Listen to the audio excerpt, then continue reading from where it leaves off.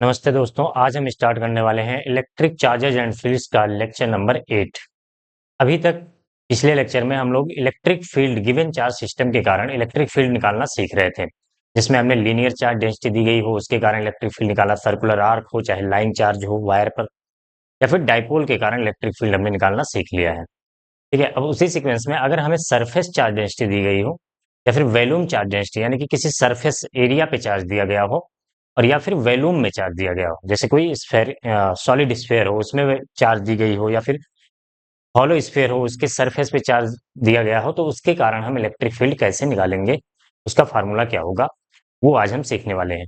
हालांकि ये जो सरफेस चार्ज डेंसिटी और वैल्यूम चार्ज डेंसिटी के कारण इलेक्ट्रिक फील्ड निकालते हैं वो हमारे सिलेबस में हम with the help of Gauss law या फिर गॉस थ्योरम की हेल्प से निकालते हैं। ठीक है, इंटीग्रेशन से भी निकाल सकते हैं लेकिन वो सिलेबस में नहीं है, तो गॉस लॉ से हम निकालेंगे। अभी के लिए में हम इलेक्ट्रिक फील्ड पढ़ रहे हैं, तो हम क्या करेंगे, अभी फार्मूला बता दे रहे हैं। लॉन्ग शीट हो गया, हॉलो स्फेयर हो गया, सॉलिड स्फेयर हो गया, इन सब के कारण इलेक्ट्रिक फील्ड का फार्मूला मैं बता दे रहा हूँ। इसके बाद हम गॉस लॉ पढ़ेंगे, तो जो है उनका डेरिवेशन करेंगे। ठीक है, तो सबसे पहले हम स्टार्ट करते हैं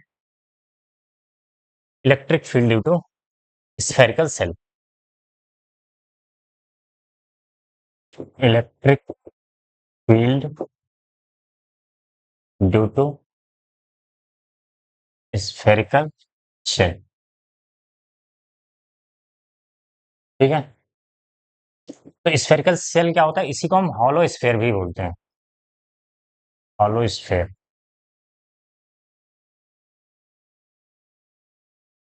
ठीक है, या तो सॉलिड स्फेयर लिखा जाएगा या फिर अगर सेल लिखा हुआ है तो हॉलो नहीं दिया गया तो हम उसे हॉलो स्फेयर ही समझेंगे। सेल का मतलब खोखला, अंदर से जो खोखला हो, हॉलो स्फेयर। ठीक है, तो हम क्या करते हैं, एक हमें दिया है हॉलो स्फेयर। हॉलो स्फेयर का मतलब समझ रहे हैं आप, एक पूरा सॉलिड ऐसे फुटबॉल है, समझ लीजिए फुटबॉल है, अंदर से खोखला है, तो उसे हम क्या बोलेंगे, हॉलो स्फेयर। तो इस पे जो है हमें इसके चार्ज कहाँ होगा, इस पर सरफेस पे होगा। अभी तक हमारा चार्ज जो था एक लाइन पे था, लीनियर चार्ज डेंसिटी दी गई थी वहां पे, हमने माना क्यू चार्ज दिया गया है।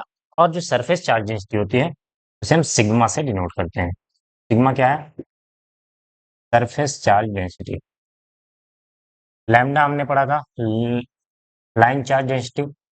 सिग्मा क्या है, surface charge density. Lambda line charge density क्या होता था, चार्ज पर यूनिट लेंथ। यहाँ पे सिग्मा क्या हो जाएगा, चार्ज पर यूनिट एरिया।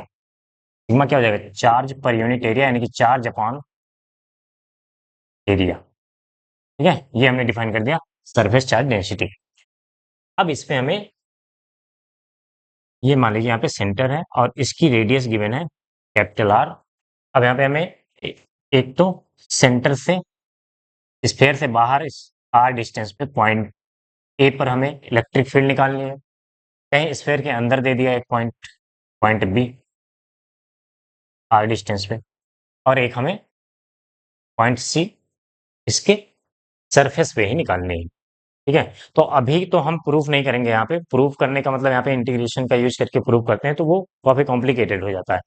अभी हम क्या करेंगे, मैं फार्मूला बता दे रहा हूँ, इलेक्ट्रिक फील्ड पढ़ रहे हैं तो ताकि सारे फार्मूले एक जगह पे रहें, बाकी प्रूफ इसका गॉस थ्योरम से करेंगे हम। ठीक है, तो अगर हम बात करें पॉइंट ए के लिए, ई ए, ई ए के लिए क्या हो जाएगा, यहाँ पे हम बोलते हैं r greater than capital R, small r greater than capital R, यानी कि outside the sphere, outside the sphere. इसके बाहर वाले पॉइंट के लिए हमें कैलकुलेट करना है।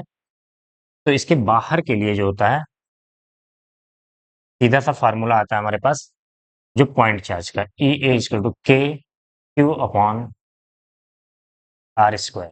ठीक है, हम क्या करते हैं, ये बिल्कुल पॉइंट चार्ज वाला फार्मूला है, हम कर सकते हैं सारा चार्ज जो है, जो स्फेयर पे जो हमें चार्ज दिया है क्यू चार्ज, वो सेंटर पर कंसेंट्रेटेड है। We can assume, we can assume all charge is concentrated, concentrated दिख रहा है था एट सेंटर। ठीक है, पॉइंट चार्ज हम एज्यूम कर सकते हैं, पॉइंट चार्ज एज्यूम कर सकते हैं यहाँ पे। तो ये हो गया सेंटर की बात। अब अगर बात सरफेस की है, ई एट सी, तो इसमें नोट कर लेना नॉट डिफाइंड। इसके सरफेस पे जो है इलेक्ट्रिक फील्ड डिफाइन नहीं है। क्यों नहीं डिफाइन है, हम आगे बात करेंगे जब डेरिवेशन करेंगे तो। नॉट डिफाइंड, ठीक है, इस बात को ध्यान रखना। सरफेस पे गलती से ये फार्मूला मत लगा देना, ए क्यू बाई आर स्क्वायर। ठीक है, अब अंदर की बात करते हैं। ई बी, ये क्या है, सरफेस। ई बी क्या है, inside the sphere, inside the sphere. तो स्फेयर के अंदर जो है इलेक्ट्रिक फील्ड, हॉलो स्फेयर है, ध्यान रखिएगा, इलेक्ट्रिक फील्ड होती है zero. E be equal to zero. ये है r is less than capital R एन के अंदर, at every point, at every point. Sphere के अंदर, स्फेयर के अंदर जो है सभी पॉइंट पे जो है इलेक्ट्रिक फील्ड जीरो होती है। अब ये कैसे जीरो होती है, गॉस थ्योरम से हम प्रूव भी करेंगे इसको, लेकिन अभी के लिए याद कर लीजिए बस। तो याद करने के लिए क्या बचा है हमारे पास, कि बाहर की बात करेंगे तो इसको पॉइंट चार्ज कंसीडर करेंगे, सेंटर से आर डिस्टेंस पे अगर पॉइंट है हमारा, तो K Q by r square, K Q by r square. Surface पे इलेक्ट्रिक फील्ड डिफाइन नहीं है, और अंदर क्या हो जाएगी, जीरो, सभी पॉइंट के लिए जीरो हो जाएगी। तो इस बात के लिए इसका हम ग्राफ भी देख लेते हैं यहाँ पे, इलेक्ट्रिक फील्ड वर्सेज आर का। तो आर जीरो यानी कि सेंटर, सेंटर पे अंदर है तो जीरो होगा। आर इक्वल टू आर तक, यानी कि सरफेस तक जो है जीरो है इलेक्ट्रिक फील्ड। उसके बाद डिफाइन नहीं होता है आर इक्वल टू आर पे। वहां से जैसे ही सरफेस के थोड़ा सा हम बाहर बढ़ेंगे, इलेक्ट्रिक फील्ड वहां पे मैक्सिमम होगी, क्योंकि पॉइंट चार्ज से बिल्कुल पास होगा, और जैसे इससे दूर जाते जाएंगे घटती जाएगी। ठीक है, तो ये इलेक्ट्रिक फील्ड और आर का ग्राफ बन जाएगा। ये हो गया हॉलो स्फेयर का। अभी हम प्रूफ नहीं कर रहे हैं, प्रूफ हम बाद में करेंगे, ध्यान रखिएगा, जब गॉस थ्योरम पढ़ेंगे अगले लेक्चर में प्रूफ भी करेंगे। अब जो है सॉलिड स्फेयर का देख लें।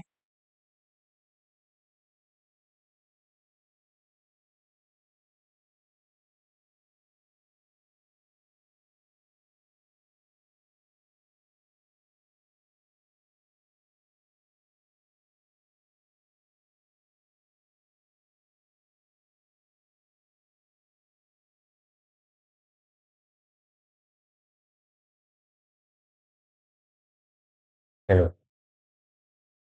Solid sphere electric field due to solid sphere.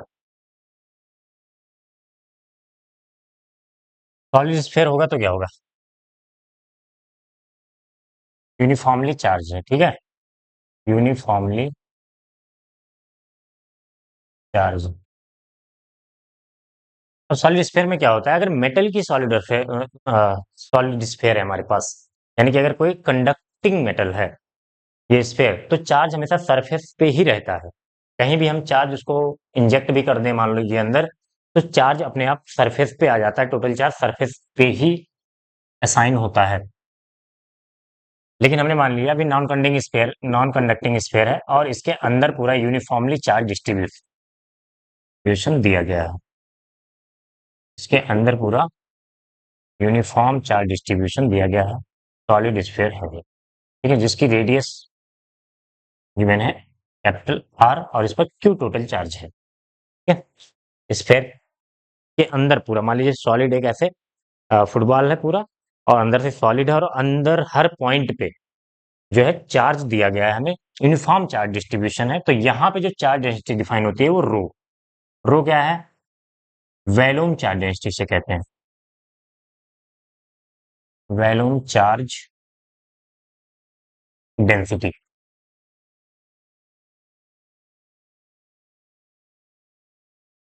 Volume charge density, ठीक है, रो क्या हो जाएगा, charge per unit volume, charge per unit volume, ठीक है, चार्ज अपॉन वैल्यूम। अब इसके लिए निकालते हैं हम, इसके अगर हम बाहर की बात करें, सपोज दैट एक पॉइंट हमारे पास ए है, सेंटर से आर डिस्टेंस पे है,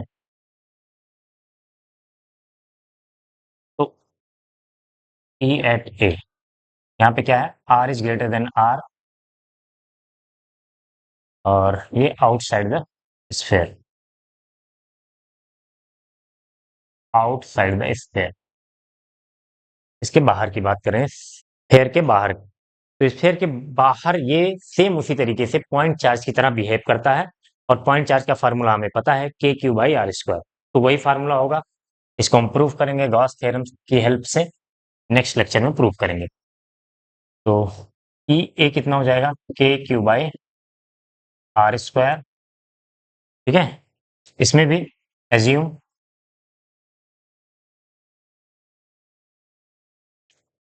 whole charge, assume whole charge is concentrated at center, at centre, point charge बोल सकते हैं हम, ठीक है, पॉइंट चार्ज इसे हम बोल सकते हैं।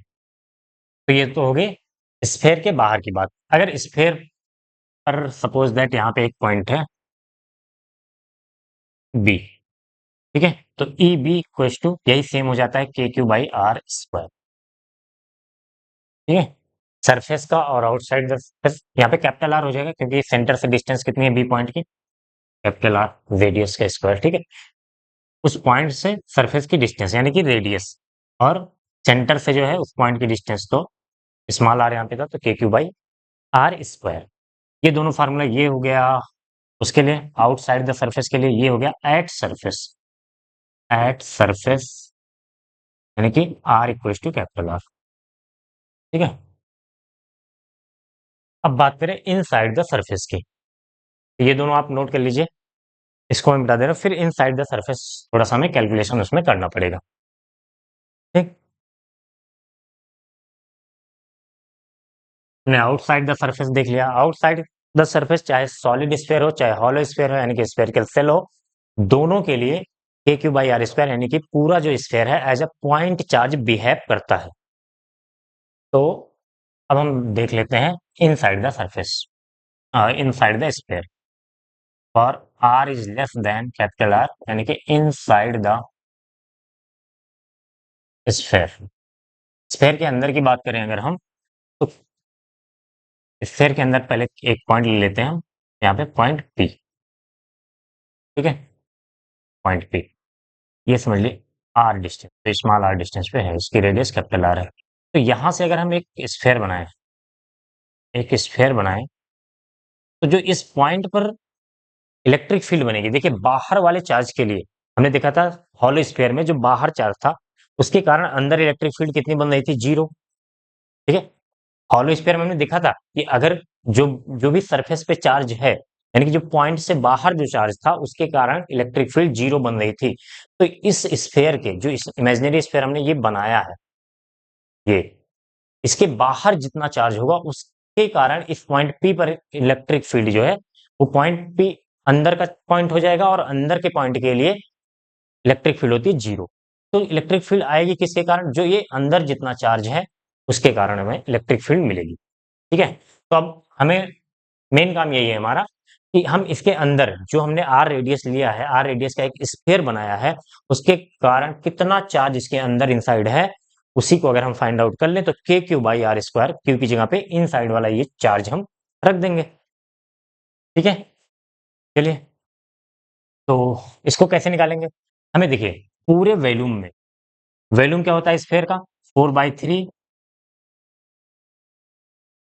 पाई r cube, 4/3 pi r cube, volume में कितना चार्ज गिवन है, क्यू, पूरे वॉल्यूम में, होल वॉल्यूम में जो है कितना चार्ज गिवन है, क्यू चार्ज है। तो अगर हम यूनिटरी मेथड लगाएंगे यहाँ पे यूनिट वॉल्यूम में, यूनिट वॉल्यूम में कितना हो जाएगा, तो ये इधर जाएगा डिवाइड हो जाएगा क्यू में, तो इसको मैं सीधा डाल लूंगा 3/4 पाई आर क्यूब इंटू क्यू, ये हो गया यूनिट वॉल्यूम। अब हमें इतने वॉल्यूम में चार्ज चाहिए, तो इसका वॉल्यूम कितना होगा, 4/3 स्मॉल आर क्यूब, पूरे का वॉल्यूम 4/3 कैपिटल आर क्यूब, और इस वाले स्फीयर का वॉल्यूम कितना हो जाएगा, 4/3 स्मॉल आर क्यूब, तो 4/3 पाई स्मॉल आर क्यूब में कितना हो जाएगा, 4/3 पाई r क्यूब में इसी से मल्टीप्लाई कर देंगे। 3/4 पाई r क्यूब इंटू क्यूब, बिल्कुल वही यूनिटरी मेथड है। ठीक है, कैसे? जैसे मान लीजिए कि हमको मिल रहा है 5 पेन का रेट है 10 रुपए। ध्यान से देखिएगा, कुछ लोगों को ये चीज समझने में बहुत दिक्कत होती है, जबकि है बहुत आसान चीज। जैसे मान लीजिए यूनिटरी मेथड कैसे होता है। मान लीजिए आपको 5 पेन लेने गए, आपको वो मिल रहा है 50 रुपए में। तो एक पेन का रेट 50 डिवाइडेड बाई 5, तो कितना आ जाएगा? 10 रुपए। और अगर अब हमें 2 पेन का निकालना है तो 10 × 2, यही तो किया गया है यहाँ पे। देखिए 4/3 कैपिटल आ गया, यानी कि पूरे वॉल्यूम में क्यू, और यूनिट वॉल्यूम में क्यू अपॉन ये कर दिया, तो ये रिवर्स हो गया। फिर अब 4/3 पाई r क्यूब में चाहिए, तो जो यूनिट में था, यानी कि एक पेन का जो दाम था उससे मल्टीप्लाई कर दिया, इसको लिख दिए कंप्लीट, इनटू इस वैल्यू में चाहिए तो इसमें से मल्टीप्लाई कर देंगे। 4/3 पाई r क्यूब। ठीक है, अब देख लीजिए यहाँ से क्या क्या कट जाएगा। 4 पाई 3 से 3 क्या आ जाएगा? क्यू, स्मॉल आर क्यूब ऊपर है, नीचे है कैपिटल आर क्यूब। ये आ जाएगा 4/3 पाई r क्यूब में वैल्यू। अब हमें इलेक्ट्रिक फील्ड यहाँ पे हम डायरेक्ट लिख सकते हैं कि एट पी कितना हो जाएगा? k/q/, k/q इनक्लोज्ड भी इस बार लिख दे रहे हैं इनसाइड। ठीक है, जिस स्फीयर पे हमें जिस पॉइंट पे निकालना है उस पॉइंट के अंदर स्फीयर पे कितना चार्ज आ रहा है अपॉन आर स्क्वायर। तो क्यू इन कितना है? के क्यू इनसाइड कितना आया है इस 4/3 pi small r cube volume में ना, तो ये आया है Q/r³ small r cube upon capital R cube. K Q small r cube upon capital R cube, और नीचे यहाँ पे क्या है? आर स्क्वायर पहले से। तो आर स्क्वायर, 2 आर से 2 आर कट जाएगा, एक आर बचेगा यहाँ पे। तो ई एट पी क्या बचेगा? k/q/r upon r cube. ये आ गया फॉर्मूला। ठीक है, अब यहाँ पे अगर हम Q को डिफाइन करें, Q की वैल्यू क्या होगी? ध्यान से देखिएगा, Q क्या है? वैल्यूम चार्ज डेंसिटी, रो अगर हमें दिया है, रो क्या हो जाएगा? चार्ज, यानी कि Q अपॉन वैल्यूम। इसका वैल्यूम कितना हो जाएगा? 4/3 पाई कैपिटल आर क्यूब। ठीक है, तो Q क्या हो जाएगा? Q equals to 4/3 pi r cube, इधर चला जाएगा, rho into 4/3 pi r cube. ये आ गई Q की वैल्यू। Q की वैल्यू एक बार यहाँ पे पुट करते हैं, एक बहुत बढ़िया सा फार्मूला बनता है, उसको भी याद रखना, इसलिए इसको यहाँ पे हम कर रहे हैं। और K की वैल्यू 1/4 पाई एप्सिलॉन नॉट भी रख देंगे। तो ये यहाँ पे कर दें, दिख रहा है? चलिए यहाँ पे कर देते हैं। ठीक है, तो ई पी इक्वल टू क्या हो जाएगा? के की वैल्यू रखेंगे 1/4 पाई एप्सिलॉन नॉट। ठीक, क्यू की value rho into 4/3 pi r cube, rho into 4/3 pi capital R cube है, ध्यान रखिएगा। क्यू हो गया, और यहाँ पे क्या बचा है? Small r upon r cube, small r upon r cube. तो आर क्यूब से आर क्यूब कैंसिल हो जाएगा, 4 पाई से 4 पाई कैंसिल हो जाएगा। बचा क्या हमारे पास? ध्यान से देखिए, रो ऊपर बचा है रो आर स्मॉल आर, और नीचे बचा है 3 एप्सिलॉन नॉट। तो E equals to rho r upon 3 epsilon naught. ठीक है, ध्यान से देखिए, अंदर जो इलेक्ट्रिक फील्ड है वो डिपेंड कर रही है स्मॉल आर पे, यानी कि स्मॉल आर जैसे ये आर डिस्टेंस हम बढ़ाते जाएंगे, इलेक्ट्रिक फील्ड बढ़ती जाएगी। कहाँ तक? ये सरफेस तक की होगी, उसके बाद घटनी शुरू हो जाएगी, उसके बाद 1/r² के प्रोपोर्शनल हो जाएगी, जो हमने पहले किया था। क्यों बढ़ रही है? देखिए यहाँ पर थे तो इतना चार्ज आ रहा था, छोटा सा चार्ज आ रहा था, जैसे जैसे हम आर बढ़ाते जाएंगे ज्यादा चार्ज इसके अंदर आता जाएगा, और ज्यादा चार्ज आएगा अंदर तो इलेक्ट्रिक फील्ड की वैल्यू बढ़ती जाएगी। ठीक है, ग्राफ देख लेते हैं। यहाँ पे सरफेस पे डिफाइन होता है, ध्यान रखिएगा, सॉलिड स्फीयर में सरफेस पे इलेक्ट्रिक फील्ड डिफाइन है। जो बाहर होती है KQ/r², वही अंदर सरफेस पे भी होती है। अंदर के लिए हमारे पास या तो ये वाला, दोनों फार्मूला याद रखना, KQ/r⁻r³ और ρ/3 ये वाला फार्मूला ज्यादा यूज होता है। ग्राफ देख लेते हैं ई वर्सेज आर का। ठीक है, ये सॉलिड स्फीयर है, तो सेंटर तक जो है, सेंटर तक डायरेक्टली प्रोपोर्शनल आर के हैं, यानी कि लीनियरली इंक्रीज करेगा सरफेस तक, R = R। यहाँ पे डिफाइन है और उसके बाद घटना शुरू हो जाएगा। यहाँ पे डायरेक्टली प्रोपोर्शनल है, ई डायरेक्टली प्रोपोर्शनल आर के, और यहाँ के इनवर्सली प्रोपोर्शनल है आर स्क्वायर के। ठीक है, और यहाँ पे हो जाएगा मैक्सिमम। तो आपको सॉलिड स्फीयर की कहानी पूरी समझ में आ गई होगी। बस अगर हमें जो पॉइंट दिया जाएगा अंदर वाले पॉइंट के लिए, तो हमें एक ही काम करना है, रो दिया जाए या फिर चार्ज दिया जाए, वॉल्यूम रेडियस वगैरह दी जाए, तो उसके अंदर जो है, जो पॉइंट जिस पॉइंट पे हमें इलेक्ट्रिक फील्ड कैलकुलेट करनी है, उसके अंदर कितना चार्ज आ रहा है, उस चार्ज की वैल्यू अगर हम निकाल ले गए, तो समझिए हमारा काम हो गया। सीधा सीधा क्यू इन अपॉन आर स्क्वायर कर देंगे। ठीक है, इसके लिए तो उम्मीद करता हूँ आपको ये वाला कॉन्सेप्ट समझ में आ गया होगा। अब जो है एक दो छोटे छोटे क्वेश्चन कर लेते हैं, ताकि और क्लियरिटी आ जाए इस कॉन्सेप्ट में। ठीक है,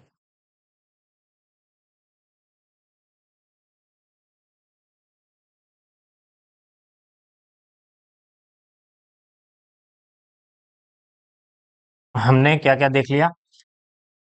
हॉलो स्फेयर यानी कि स्फेरिकल सेल के कारण इलेक्ट्रिक फील्ड अंदर जीरो होती है, सरफेस पे नहीं डिफाइन होती है, और बाहर पॉइंट चार्ज की तरह बिहेव करता है, के क्यू बाई आर स्क्वायर। और सॉलिड स्फेयर में क्या होता है, अंदर जीरो नहीं होता है, उसके लिए हमें उस पॉइंट के अंदर कितना चार्ज है वो कैलकुलेट करना पड़ेगा, या फिर अगर हमें वॉल्यूम चार्ज डेंसिटी रो दिया गया है, तो rho r upon 3 epsilon naught direct हम कर सकते हैं। Rho r upon 3 epsilon naught, वहां पे charge rho r upon 3 epsilon naught वाले फार्मूले में अच्छी बात यह है, वहां हमें चार्ज का कैलकुलेशन नहीं करना है। अगर वॉल्यूम चार्ज डेंसिटी दी गई है तो नहीं दी गई है, तो वही पुराना मेथड अपना, कि हमें उसके अंदर कितना चार्ज इंक्लोज्ड है, उसी को हमें कैलकुलेट करना होगा। सरफेस पे पॉइंट चार्ज की तरह बिहेव करेगा के Q by capital R square, बाहर पॉइंट चार्ज की तरह बिहेव करेगा के क्यू बाई आर स्क्वायर। ठीक है, अब एक क्वेश्चन करते हैं। क्वेश्चन मल्टीपल सेल दिए गए हैं हमारे पास, एक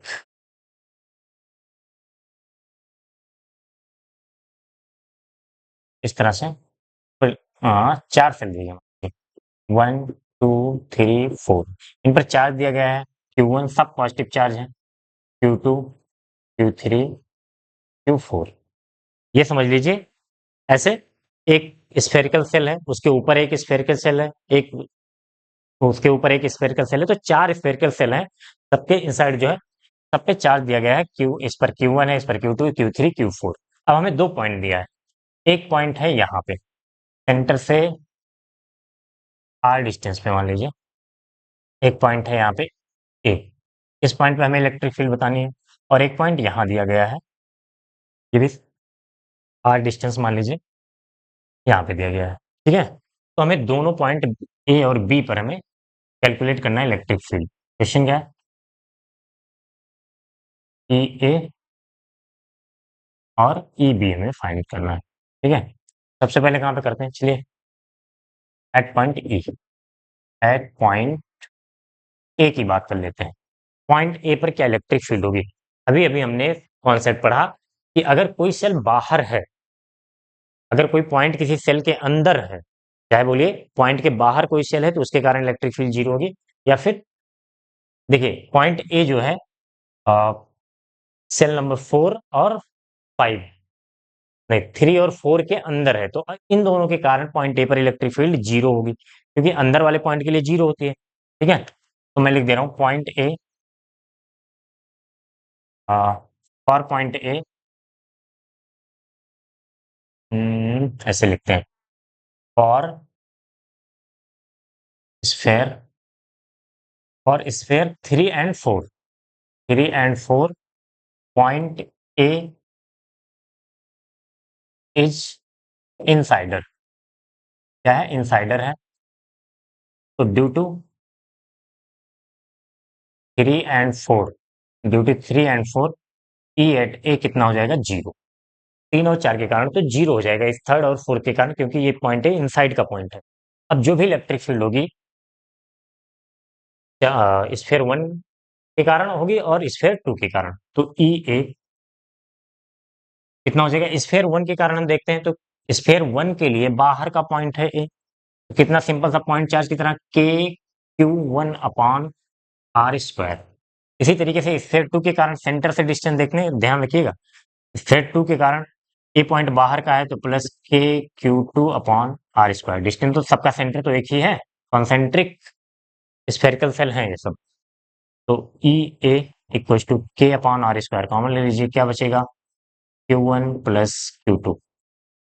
ठीक है, ये आ गया ई एट। पॉइंट बी के लिए देख लेते हैं, ई बी।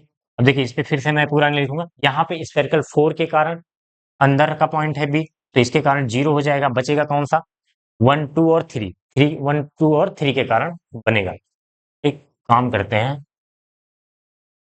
चलिए रेडियस अलग अलग ले लेते हैं, इसकी रेडियस स्मॉल मान लेते हैं, इसकी स्मॉल बी। ठीक है, थोड़ी सी क्लियरिटी आ जाएगी। ए स्क्वायर और ये हो गया ए स्क्वायर तो के अपॉन ए स्क्वायर। चलिए बी पॉइंट का, तो देखिए फोर के कारण तो जीरो हो जाएगा इलेक्ट्रिक फील्ड, बचेगा वन टू थ्री, तो वन के कारण जो होगा k q one upon b square plus के Q two upon b square plus के q three upon b square. ठीक है, सबके सेंटर से डिस्टेंस बी है और इसका चार्ज Q1, इसके Q2 के कारण Q3 के कारण पॉइंट चार्ज की तरह बिहेव करता है, तो पॉइंट चार्ज वाला के क्यू बाई आर स्क्वायर वाला फार्मूला लगा दिया है। फिर वही काम कर लेते हैं, के अपॉन बी स्क्वायर कॉमन ले लिया, क्या बचा Q1 plus Q2 plus Q3। अब एक जनरल पॉइंट अगर हमें दिया गया हो तो एक जनरल पॉइंट की बात कर लेते हैं। हमें क्या करना होगा, ई be equal to K upon r square.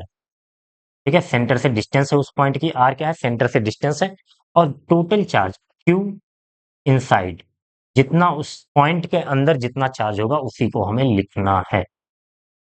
ठीक है, बात समझ में आ गई।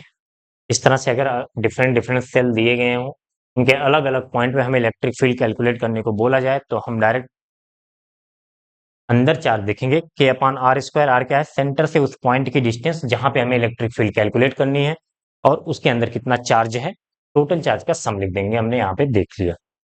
ठीक है, क्या क्या हमने देख लिया, सरफेस चार्ज डेंसिटी के कारण देख लिया, यानी कि स्फेरिकल शेल, हॉलो स्फेयर और सॉलिड स्फेयर के कारण भी इलेक्ट्रिक फील्ड देख लिया। एक और छोटा सा फार्मूला देख लेते हैं, प्रूव करेंगे उसे हम गॉस थ्योरम से ही।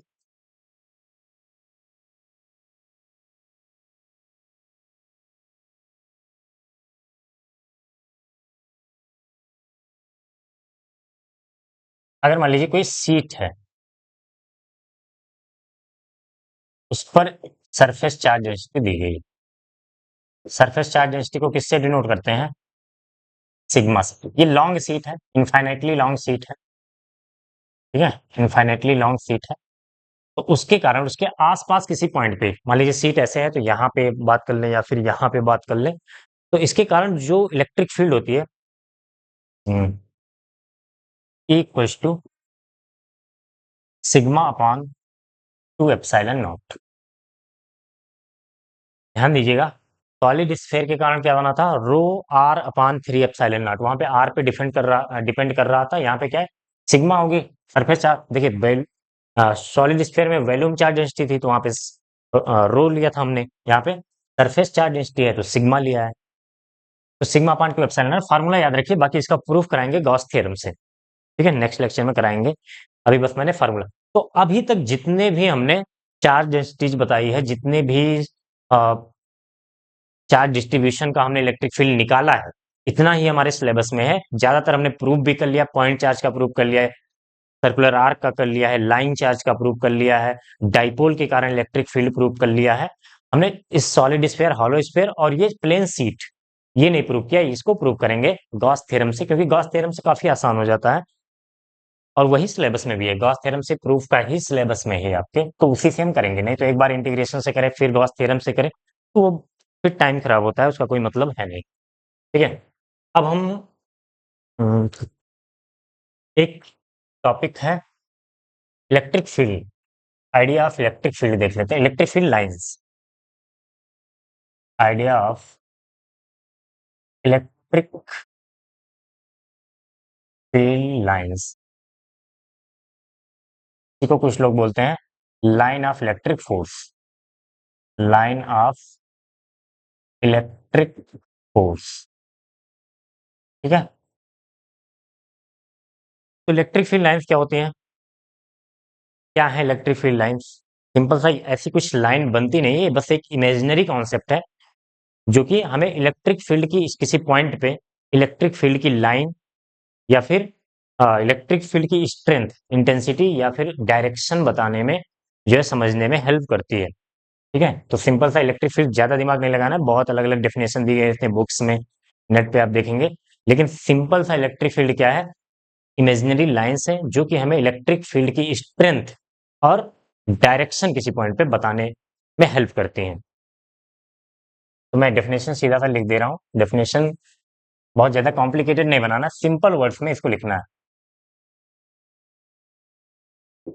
Electric field lines are imaginary lines, imaginary lines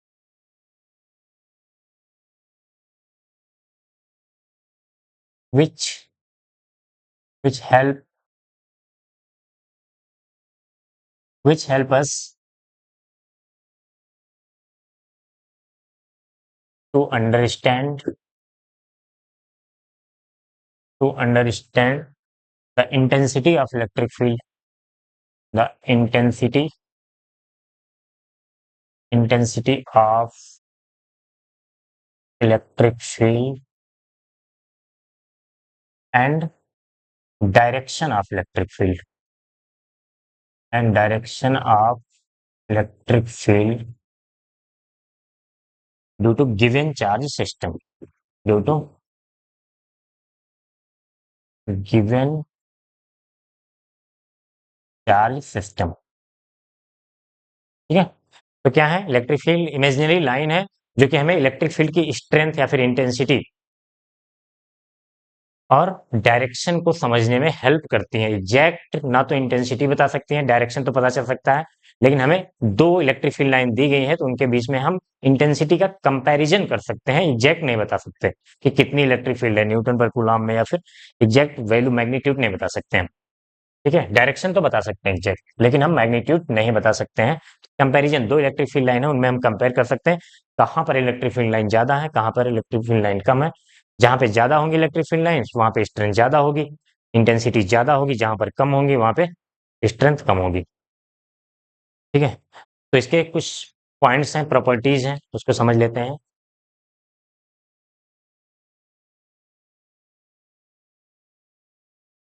तो पहला आपने बता चुका हूं मैं, इसको इरेज कर देते हैं, ठीक है। इसको आप नोट कर लीजिए, बेसिक डेफिनेशन है सिंपल सा, इसको अपने तरीके से लिख सकते हैं, जरूरी नहीं है लिखें। बस ये ध्यान रखिएगा, ये एक्चुअल में कोई लाइंस नहीं है, इमेजिनरी लाइंस है, इमेजिन किया गया है। इलेक्ट्रिक फील्ड को समझने के लिए साइंटिस्टों ने एक कॉन्सेप्ट बनाया है। फर्स्ट पॉइंट देखते हैं, properties of electric field line क्या होती हैं। पहला पढ़ चुके होंगे कि electric field lines, E field lines emerge from emerge from positive charge, positive charge and terminate terminate at negative charge,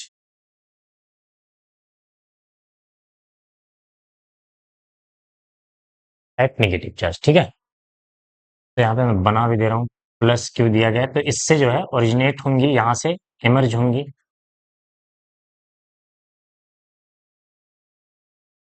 और अगर नेगेटिव चार्ज है तो यहाँ पे टर्मिनेट होंगी इधर आके।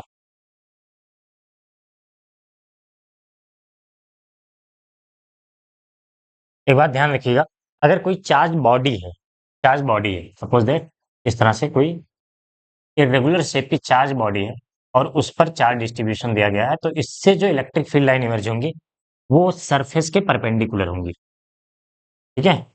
इसको अलग से पॉइंट चाहे बना के लिख सकते हैं किसी भी पॉइंट पे, ये जो एंगल बनेगा ये 90 डिग्री का बनेगा, कहीं पर भी, ठीक है? ऐसे नहीं होगा कि इस तरह से इलेक्ट्रिक फील्ड लाइन यहाँ से निकल जाए, ऐसा पॉसिबल, ठीक है? तो ये जो है,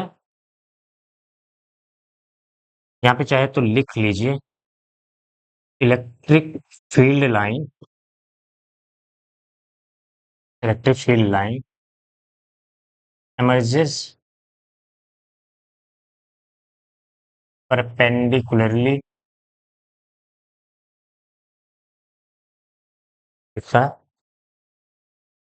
from a surface। ये किसी सरफेस जो है, सरफेस से अगर इमर्ज हो रहे हैं तो वो परपेंडिकुलरली इमर्ज होते हैं। अब इसके बाद हम देख लेते हैं,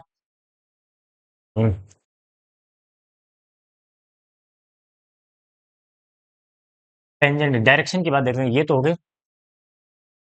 पहले डेंसिटी देख लेते हैं, डेंसिटी, डेंसिटी पॉइंट मैं लिख रहा हूँ, फिर इसको समझाएंगे, ये पॉइंट समझना बहुत जरूरी है। डेंसिटी ऑफ, डेंसिटी का मतलब समझते हैं आप? Density of electric field lines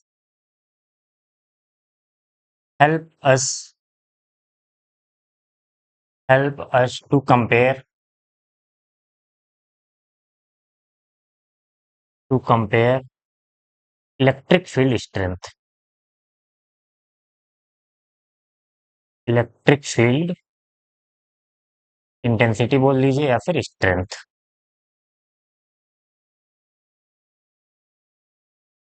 चलिए, मैं यहाँ पे ऐसे दो चार डेंसिटी बता रहा हूँ। ऐसे सपोज करिए, ऐसे कोई भी हमने मान लिया अपने मन से, ठीक है? एक ये दिया गया है यहाँ पे, जो से,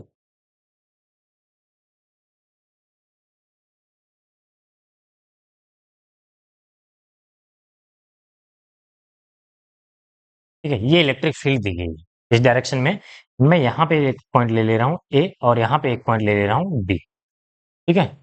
तो डेंसिटी कहाँ पे ज्यादा है? डेंसिटी का मतलब क्या होता है? इलेक्ट्रिक फील्ड लाइन की डेंसिटी की बात करें तो इसका मतलब जहां पे अगर इलेक्ट्रिक फील्ड लाइन पास पास है वहां पे हम बोलेंगे डेंसिटी ज्यादा है, जहां पर इलेक्ट्रिक फील्ड लाइंस कम है वहां पे डेंसिटी कम होगी। तो जहां पे इलेक्ट्रिक फील्ड लाइन पास पास है, यानी कि यहाँ पे डेंसिटी ज्यादा है, तो यहाँ की इलेक्ट्रिक फील्ड ज्यादा होगी कंपेरिजन टू ए। कंपेयर कर सकते हैं हम, एग्जैक्ट नहीं बता सकते। तो अगर ई बी की बात करें तो ये ग्रेटर देन होगी ई ए के, ठीक है? तो हम ये देख के बता सकते हैं। इसी तरीके से हमें यूनिफॉर्म इलेक्ट्रिक फील्ड जब कहीं पे गिवन रहती है, जो कि आगे बहुत बार जरूरत पड़ेगी हमें, यानी कि अगर दो पैरेलल लाइंस हैं, पैरेलल लाइंस हैं, तो यहाँ पे और इनके बीच की डिस्टेंस इक्वल है, यानी कि हर पॉइंट पे इलेक्ट्रिक फील्ड डेंसिटी सेम है।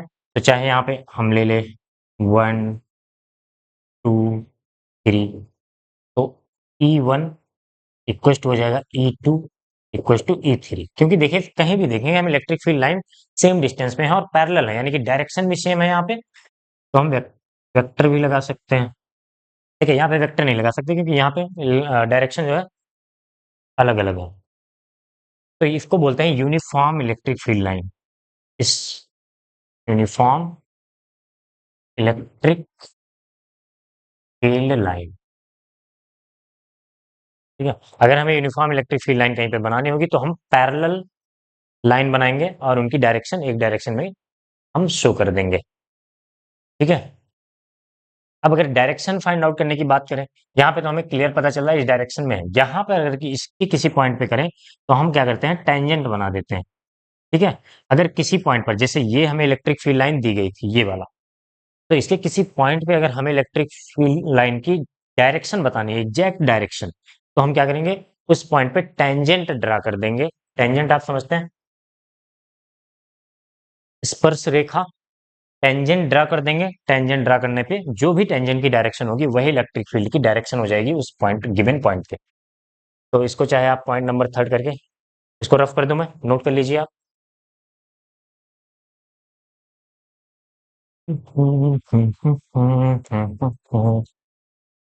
पॉइंट नंबर थर्ड देख लीजिए,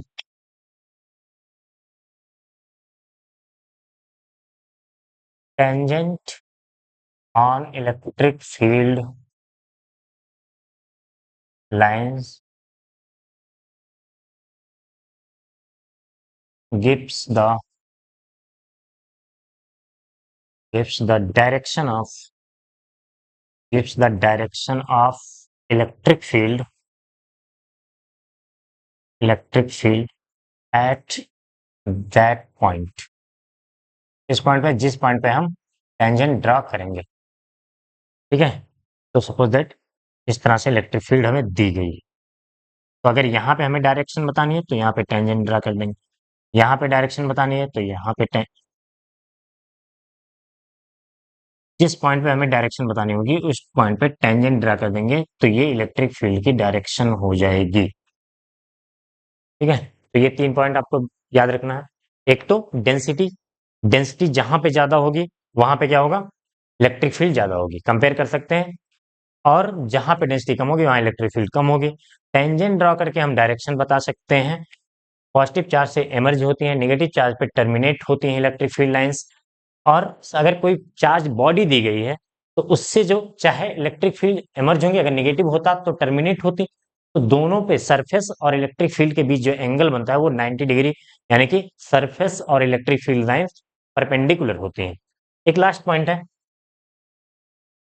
ऐसे ही बता दे रहा हूं मैं, कि इलेक्ट्रिक फील्ड लाइंस जो है, चाहे तो 4th नंबर पॉइंट कर लीजिए, two electric field lines never intersect each other. क्यों नहीं करती? Two electric field lines never intersect never intersect each other, never intersect each other. ठीक है, दो इलेक्ट्रिक फील्ड लाइन कभी एक दूसरे को इंटरसेक्ट नहीं करती। क्यों नहीं करती? अगर मान लीजिए एक इस तरह से इलेक्ट्रिक फील्ड है और दूसरी ये है, ठीक है, ये इंटरसेक्ट कर रही है, तो यहाँ पे क्या होगा, अगर इस पॉइंट पे इस इलेक्ट्रिक फील्ड पे हम टेंजेंट ड्रॉ करेंगे तो इधर आएगा, अगर इस इलेक्ट्रिक फील्ड पे टेंजेंट ड्रॉ करेंगे तो इधर आएगा। यानी कि इस पॉइंट पे हमें दो डायरेक्शन मिल रही है और एक पॉइंट पे इलेक्ट्रिक फील्ड की दो डायरेक्शन पॉसिबल नहीं है। ठीक है, ये बेसिक आइडिया आया था कि इलेक्ट्रिक, ये कन्वेंशन क्यों है, कैसे हमने कैसे पता चला कि इलेक्ट्रिक फील्ड जो पॉजिटिव चार्ज से एमर्ज होती है या नेगेटिव चार्ज से टर्मिनेट होती है नेगेटिव चार्ज पे। तो यहाँ पे पॉइंट हमने टेस्ट चार्ज की बात की थी। टेस्ट चार्ज क्या होता था, बहुत छोटा सा पॉइंट चार्ज। तो जब बहुत छोटा सा पॉजिटिव चार्ज होता था, क्यू नॉट से रिप्रेजेंट करते थे।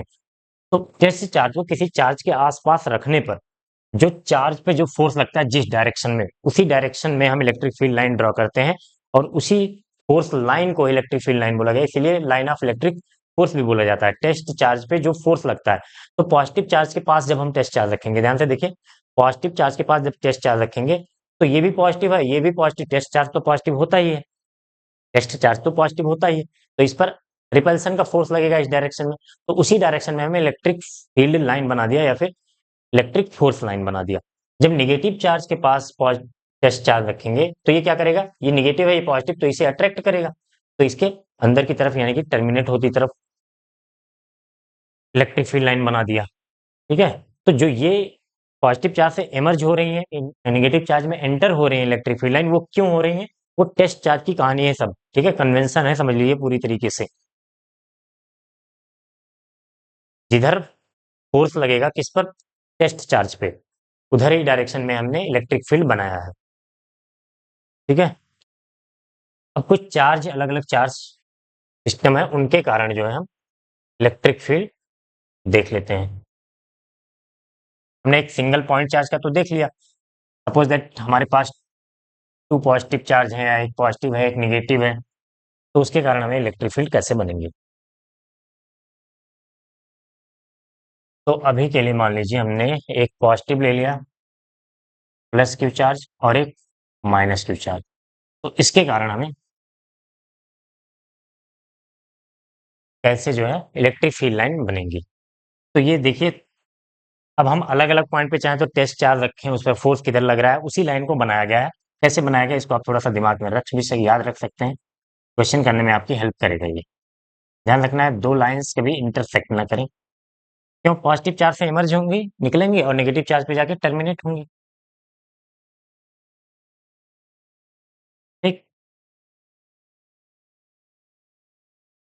पॉजिटिव चार्ज से एमएच करता हुआ दिखा देना हमें, नेगेटिव चार्ज से टर्मिनेट होता हुआ।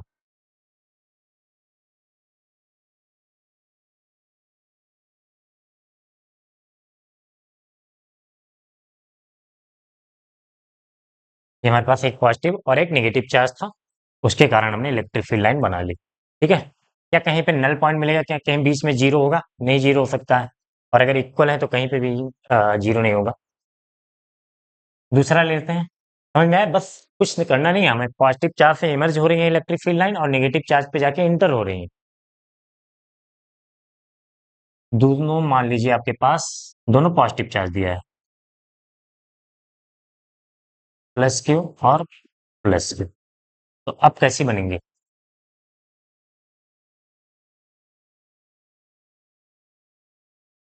तो इसके कारण इमर्ज होंगी, इसके कारण भी इमर्ज होंगी। तो पहले हम बाहर की बना लेते हैं। बाहर कुछ इस तरीके से बनेंगे।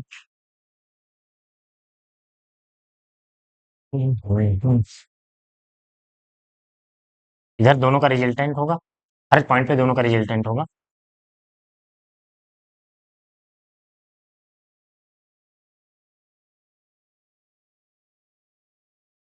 अब इधर कैसे बनेगा? देखिए, बीच में एक जगह पे अगर दोनों इक्वल चार्ज है, मिड पॉइंट पे नल पॉइंट बनेगा, क्योंकि इसके कारण इस डायरेक्शन में और इसके कारण इस डायरेक्शन में, तो दोनों इक्वल होंगी और अपोजिट डायरेक्शन में है, तो नल पॉइंट यानी कि जीरो इलेक्ट्रिक फील्ड यहाँ पे मिल जाएगा। ठीक है,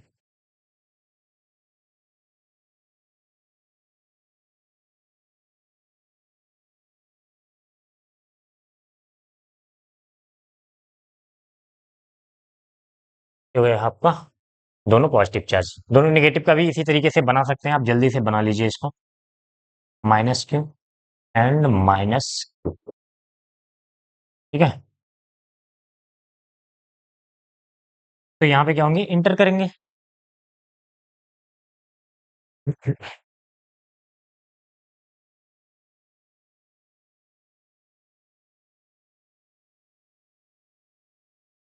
नेगेटिव में इंटर करेंगे, कहीं से भी आप ले लेंगे, इंटर ही करेंगे इधर से भी।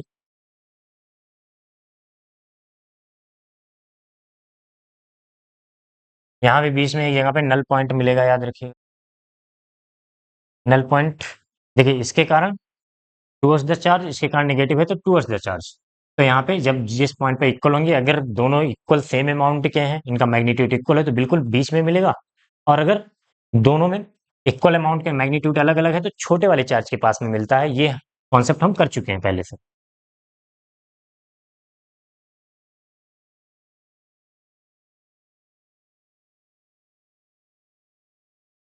ये हो गया नेगेटिव चार्ज के कारण इलेक्ट्रिक फील्ड लाइंस। अब तीनों को बना लीजिए, और ये तीनों लाइन कैसे इमर्ज हो रही हैं, कहाँ से निकल रही हैं, ये दिमाग में रखेंगे तो आगे हम एक दो क्वेश्चन करेंगे इन पर, तो आसानी से हो जाएंगे। क्वेश्चन ले लेते हैं, उनको नोट कर लीजिए आप, फिर जो है क्वेश्चन करते हैं। रफ कर दूं मैं?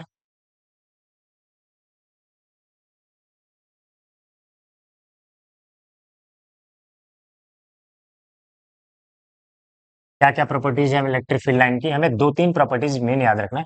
एक तो कहीं पे इंटरसेक्ट नहीं कर सकते हैं, पॉजिटिव चार्ज से इमर्ज होती हैं, नेगेटिव चार्ज पे टर्मिनेट होती हैं। पॉजिटिव चार्ज से इमर्ज होती हैं, नेगेटिव चार्ज पे टर्मिनेट होती हैं, इंटरसेक्ट नहीं कर सकती हैं। दो प्रॉपर्टीज हो गई। और जो तीसरी प्रॉपर्टीज है डेंसिटी के बारे में, जहां पे डेंसिटी ज्यादा होगी यानी कि इलेक्ट्रिक फील्ड लाइन पास पास होंगी, वहां पे इलेक्ट्रिक फील्ड स्ट्रेंथ ज्यादा होगी, जहां पर दूर दूर होंगी वहां पे कम होगी। ठीक है, और डायरेक्शन के लिए हम क्या करेंगे? टेंजेंट ड्रॉ कर सकते हैं। चलिए एक दो क्वेश्चन कर लेते हैं। पहले कुछ इलेक्ट्रिक फील्ड लाइंस दी गई हैं। क्वेश्चन क्या है कि एक पॉइंट चार्ज है, ठीक है। वो क्वेश्चन ही लिख देता हूं मैं। A point positive charge, point positive charge is brought near is brought near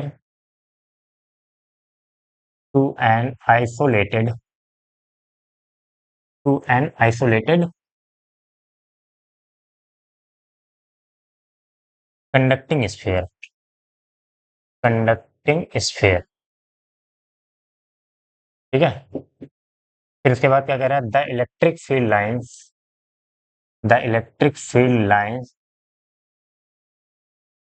are best given by, best given by, ठीक है। चार ऑप्शन दिए गए, चारों में से इलेक्ट्रिक फील्ड लाइन, तो यहाँ पे है, चारों ऑप्शन पहले मैं बना देता हूँ, और इसके पास में है एक सॉलिड कंडक्टिंग स्फीयर, ये प्लस क्यू है।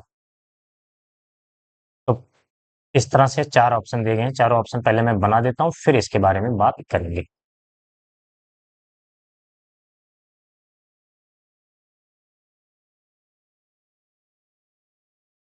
ऑप्शन बनाते रहिए साथ में। अ, ये क्या है,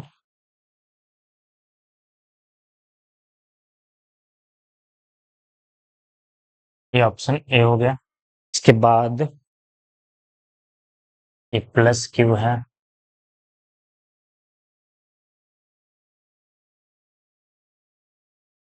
यहाँ पे स्फेयर हो गया।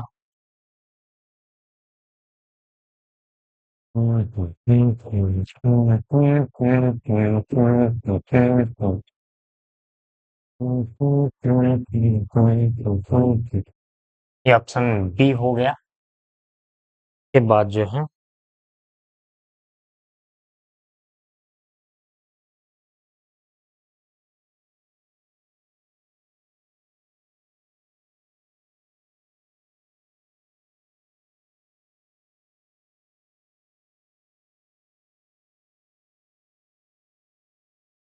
ये ऑप्शन सी हो गया, और डी जो है लास्ट ऑप्शन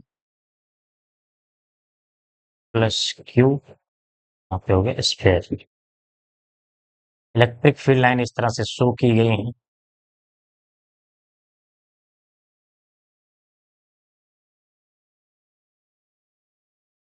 तो कौन सा सही है, बेस्ट इलेक्ट्रिक फील्ड लाइंस कौन सा सही है इसमें, ये बताना है।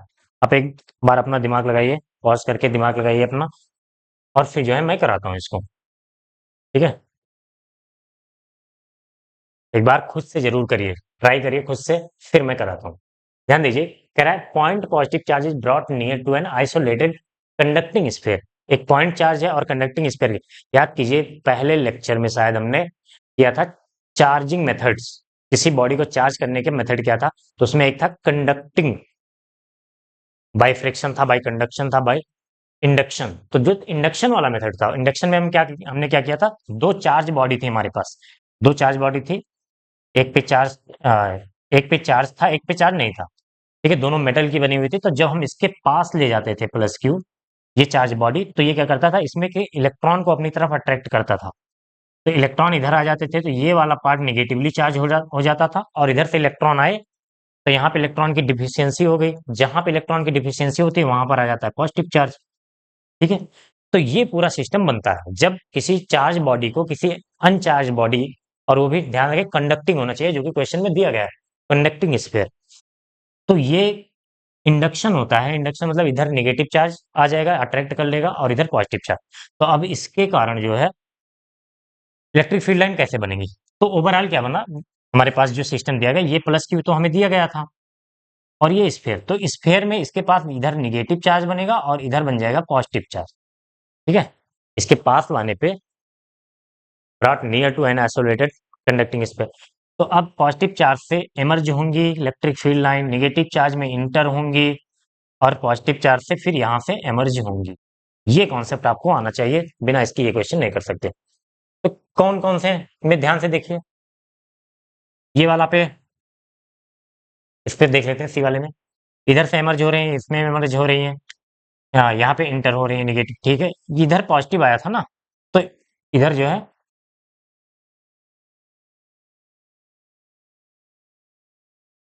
इमर्ज हो रही है। तो क्या ये सही तो लग रहा है देखने में, इसमें क्या गड़बड़ी है?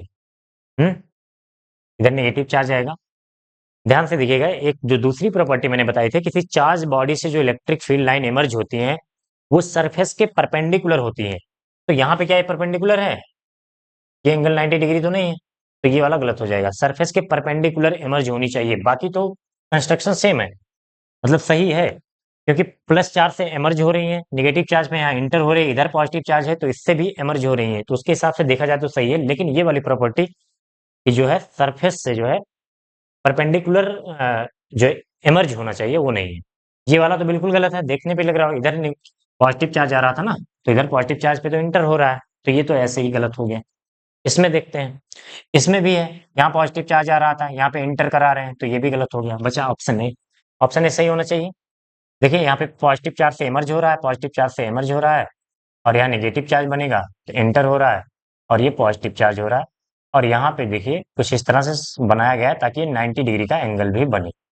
ठीक है, एग्जैक्ट तो नहीं बन पाएगा यहाँ पे, लेकिन ये 90 डिग्री का एंगल बन रहा है, तो ये वाला ऑप्शन सही हो जाएगा। ठीक है, पॉजिटिव चार्ज से एमर्ज हुआ, नेगेटिव चार्ज में एंटर हुआ, यहाँ पॉजिटिव चार्ज से एमर्ज हुआ, और ये ध्यान रखना, चाहे एंटर करे चाहे एमर्ज करे, सरफेस से इलेक्ट्रिक फील्ड लाइन के बीच एंगल 90 डिग्री का होना चाहिए, परपेंडिकुलर होना चाहिए। ठीक है, एक क्वेश्चन और कर लेते हैं, फिर फिनिश करते हैं इस लेक्चर को। एक लास्ट क्वेश्चन कर लेते हैं इलेक्ट्रिक फील्ड लाइन से रिलेटेड। ठीक है, क्वेश्चन है, एक कंस्ट्रक्शन एक दिया गया है, स्ट्रक्चर इलेक्ट्रिक फील्ड लाइन का स्ट्रक्चर दिया गया है। यहाँ पे एक चार्ज है ए, एक चार्ज यहाँ पे गिवन है बी, और तीसरा चार्ज गिवन है सी। इनका नेचर नहीं बताया गया है कि पॉजिटिव है कि निगेटिव है, इसी पे क्वेश्चन ही है, पॉजिटिव निगेटिव। तो इलेक्ट्रिक फील्ड लाइंस जो बनाई गई हैं वो कुछ इस तरह से हैं,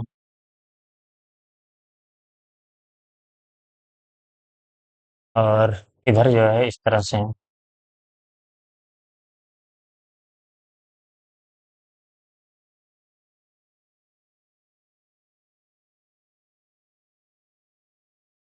यहाँ से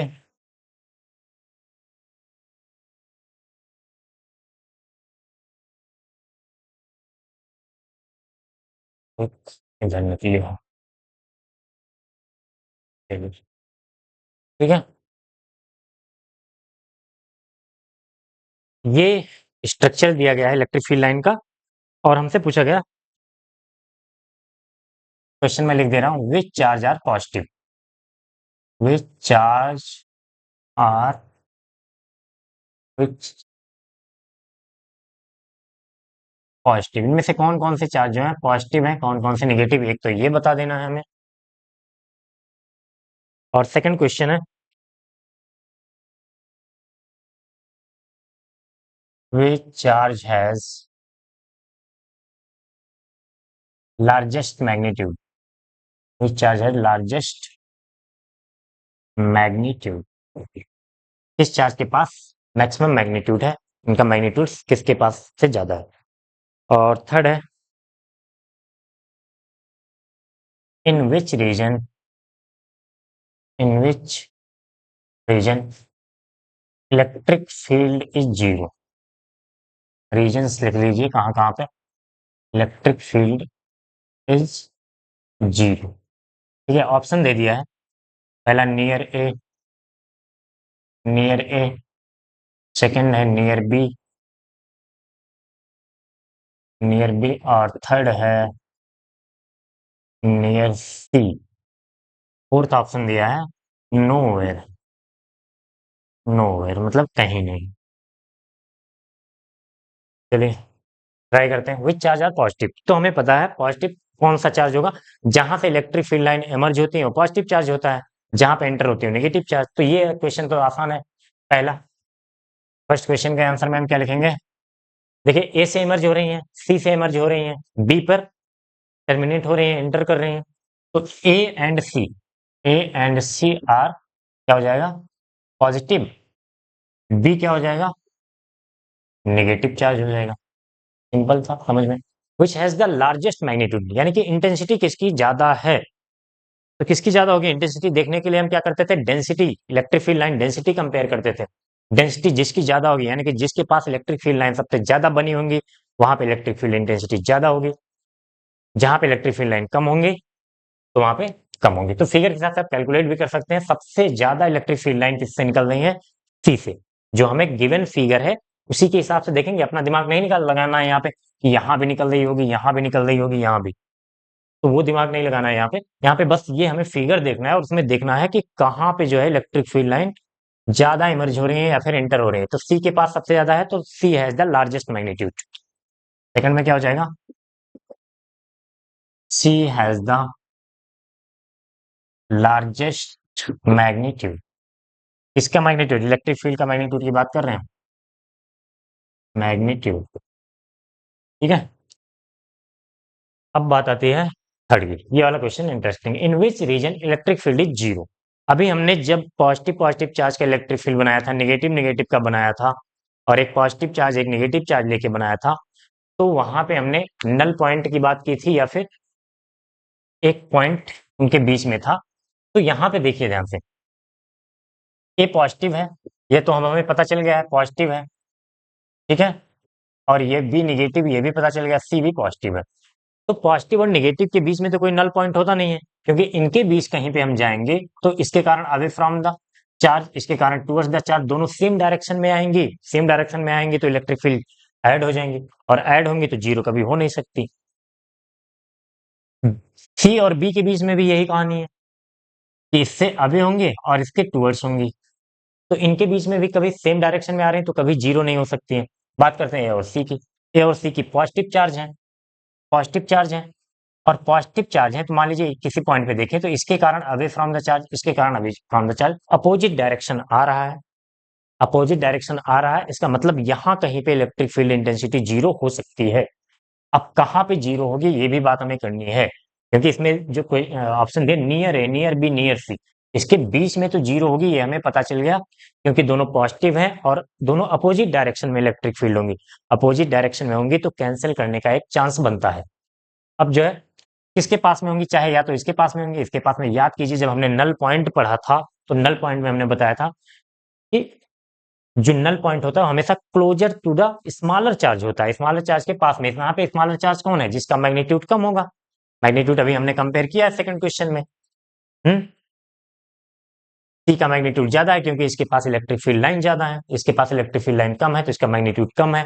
यानी कि ये छोटा चार्ज हम कंसीडर कर सकते हैं इसको, और इसको बड़ा चार्ज कंसीडर कर सकते हैं, और नल पॉइंट हमेशा छोटे वाले चार्ज के पास में होता है, तो यहाँ पे कहीं पे इलेक्ट्रिक फील्ड जो है जीरो हो जाएगी।